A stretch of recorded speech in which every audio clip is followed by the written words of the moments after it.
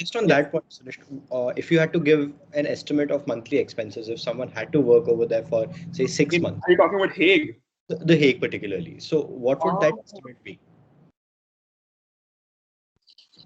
If you want to have a comfortable life, you in Hague, you need at least 1,400-1,500 euros per month.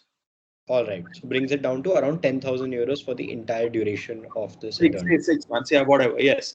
Yeah. So this is a problem not just encountered by me. When I was actually taking the international law course here, I was talking to the young tutor we had. Yeah. She's from Italy. She's actually worked as an international criminal prosecutor and stuff. Yeah. She also was recounting to us, in one Q&A session that yes, she wanted to, after her own graduation in Italy, I guess, she also wanted to apply for that particular ICC thing, but she couldn't because the costs are very like exclusionary that way. Very, yeah, they're very prohibitive. Like very few people can just afford to apply to ICJ or ICC and just not care about the cost at all. So it is a big factor. And like criminal law, again, I'm talking mostly from criminal law angle. Yeah, that's understandable. Yeah, criminal law is, again, as I said, so jurisdictionally situated. Even if you want, say, a job in, say, a Dutch criminal law firm or whatever European criminal law firm, either you need to know your ins and out of European criminal law, which is another beast altogether.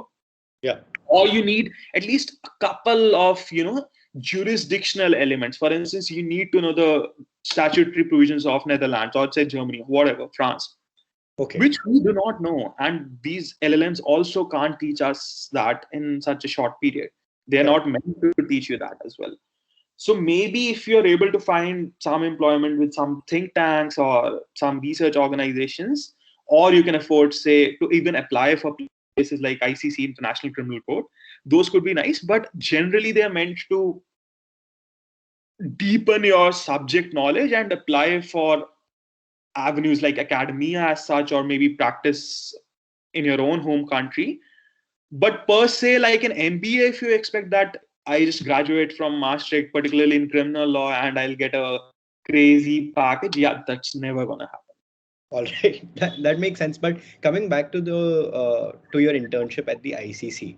No, I didn't. I didn't do it. I know you did not intern over there, but because you've explored the program, is it feasible for people to apply aside from cost?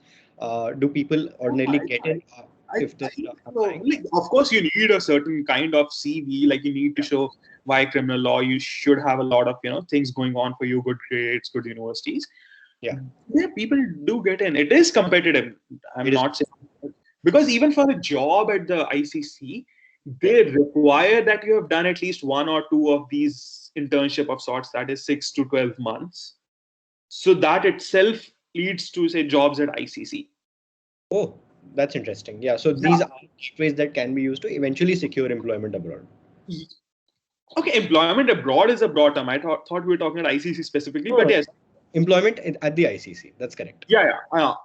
So ICC specifically asks, I don't think they hire outside their own internship programs, that if you have completed one or two of their long internships, like 6 to 12 months, yes, they definitely only then consider you for a full-on research employment at the criminal court. Okay, understandably. Sunishth, aside from the ICC, did you consider internships at any other body or any other organization? See, another thing is I have been studying in 2020, 2021. So this year, particularly in like Europe, in like November, December, like it was really bad, particularly Netherlands or Western Europe as such. So everything was closed, like literally everything was closed. So even online things weren't easy to get by because people who were already working online, a lot of people don't leave such opportunities, right? If you're able to work from your laptop, a lot of people don't leave such opportunities easily. Yeah. So the whole cycle, a healthy cycle would be like people leave, people join, stuff like that.